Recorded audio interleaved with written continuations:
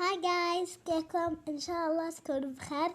رجعت لكم فيديو جديد من قناة شاهدوا معنا في قناة يوميات قمر. فاليوم راح العب باب البيوت، ادور لي على ام. فقبل لا نبدا لا تنسوا اللايك والشير والاشتراك في القناة والانستغرام للمقطع. طبعا الحين انا قاعدة قاعدة ادور على سيرفر عربي. جماعة تعرفون هذولاك الناس اللي يحطون صوتهم بالمونتاج كذا. صبر بقول اي كلمة. هاي جايز، كيفكم؟ جالسكم بخير؟ ايه تعرفون هذول كحي. تبون اتكلم معاكم كذا الحين ولا اخليه كذا صوتي؟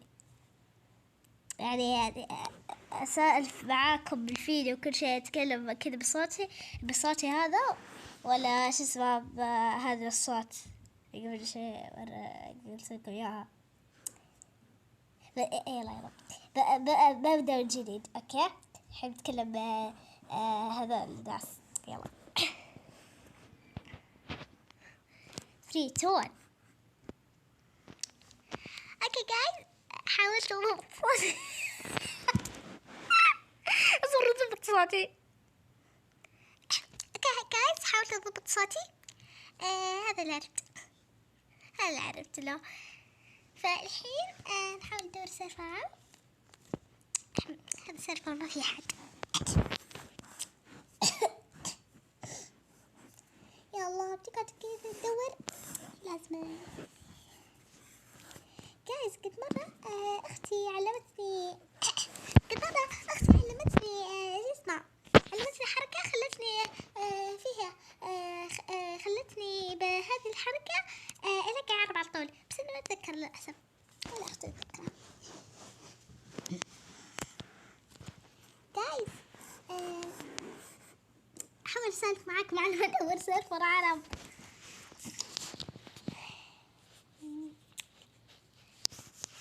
جايز إن شاء الله إذا جيت بننزل مقطع بسوي بحاول بحاول يعني إن إذا حاولت مقطع بلعب ماب برج الجحيم، وتكتبوا لي قصصكم المرعبة في التعليقات، وإن شاء الله أقدر أقولها بهذا ولا ألعب برج الجحيم.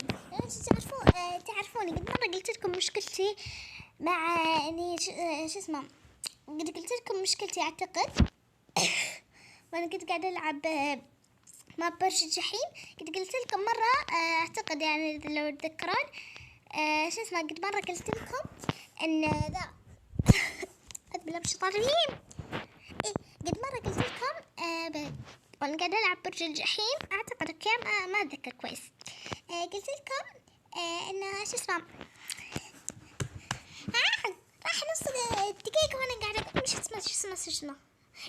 قد مرة قلت لكم في برج الجحيم وأنا قاعدة ألعب الباركور، قلت لكم إن يعني أنا ما أقدر ما أقدر أقول قصة وأنا كذا ألعب، لأني يعني أعتذر، يعني ما أقدر، ما أدري ليه كذا. لما أجي ألعب باركور أحس إني ما أكون مركزة مع القصة، يعني أقراها وبعدين أوقف شوي عشان أكون مصدومة إني طحت مثلا من الباركور أو كذا.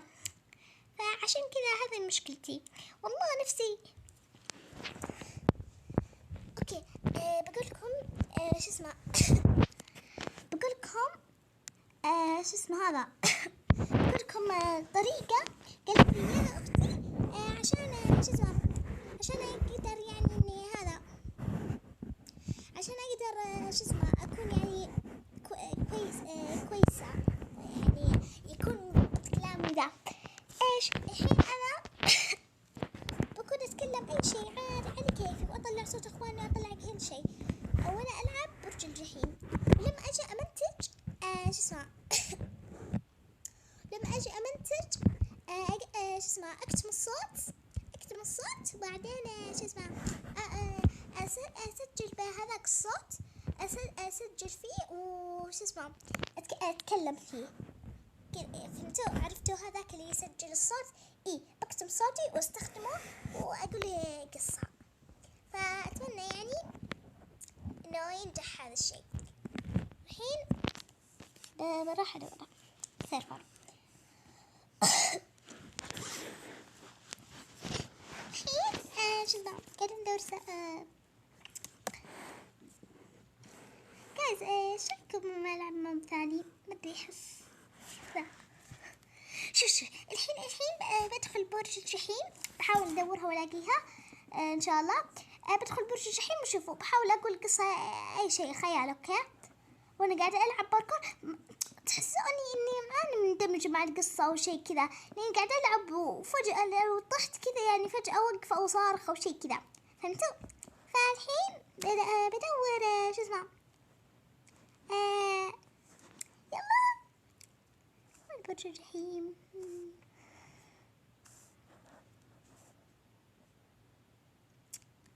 اوكي جايز خلاص مو شرط برج الجحيم، راح ناخذ اي ماب باركور. اهم شيء انه يكون باركور عشان اوريكم كيف شو اسمه كيف كذا يكون بكون ما مركز ابد.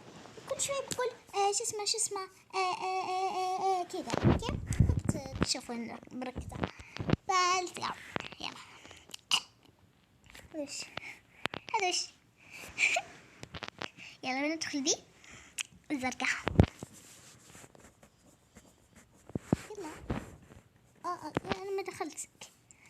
اوكي يلا شوفوا ايش اقول قصة يعني عشان هي تكون خيال. بس ايش اقول اوكي هاي جايز كنت قد مرة شفت قد مرة كنت قاعدة بالصالة لوحدي. اوكي بعدها جيت وقلت لأمي ماما عادي لو شفتوا هذا أكبر دليل والله إني ما أمزح. هذا الصدق والله إني ما أركز. دوروا لي حل. شو أسوي؟ خزارتي كذا حبي كل أشواي في قلبي لا يروح ولا يخبي مرات يرضيني. اصبروا عندي شحن. بحاول مرة ثانية. هاي جايز اصبر والله. هاي جايز كيفكم؟ شافتكم بخير؟ رجعت لكم تشتري من قناة شاهدوا معنا في قناة يوميات قمر. اليوم راح أقول لكم قصة صارت لي مرعبة. كنت مرة جالسة في الصالة وإيش اسمه كنت مرة جالسة في الصالة وفجأة يدق الباب. أنا رحت أشوف شو اسمه شفت من الدريش لقيت كذا شخص غريب. طبعا أنا ما فتحت له أنا ما فتح له ورا زي ما قالت أمي. كل هذه النصيحة قالت كل الأمهات كل أبناء أكيد إجوا أمهاتهم قالوا النصيحة. طبعا شو اسمه أنا الدلخة فتحت الباب قلت هلا مين أنت؟ فجأة سحبني وش اسمك عشان ما أصارخ حط فمه على يدي. فهذا حط فمه على يدي. بعدين أنا حاولت أصارخ ما قدرت. اوكي قفل الباب على طول قفل الباب بيتي. فش اسمه أنا وش اسمه أنا قعدت شو اسمه قعدت أصارخ وأحاول وكل ما أشوف شخص أعطيه هذيك الإشارة تعرفونها صح؟ اللي هي إشارة انقاذ كذا. اصبروا أخي كيف أشرح لكم إياها. كذا يد عادي وبعدين نحط إصبعنا بين إصبع الإبهام بالنص وكذا هذا وبعدين نسكر. أكيد عرفتوها. الكل شو اسمه الكل يعرفها. فهذا شو اسمه قعدت كل ما أشوف شخص أحاول ألفت انتباهه بيدي وأشير له هذه الإشارة اللي هي معناتها انقذني أو ساعدني أو شيء كذا.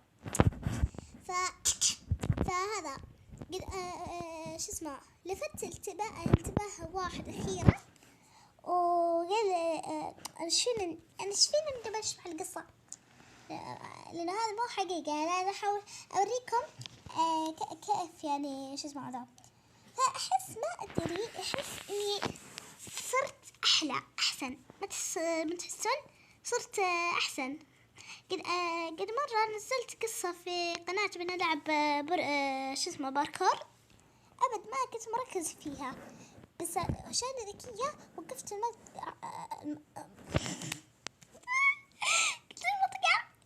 وقفت المقطع وكذا يعني شو اسمه أحاول أفكر في أحداث عشان لما أفتح المقطع كذا أقول الأحداث اللي كنت أفكر فيها.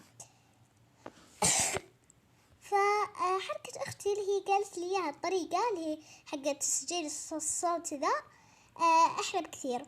فإن شاء الله يعني إذا جيت شو اسمه إذا جيت ذا أبي أسوي قصة وأنا ألعب باركور كذا، أكتب الصوت بالمونتاج وبعدين أحط التسجيل وبعدين أنا شو اسمه أسجل. أوكي،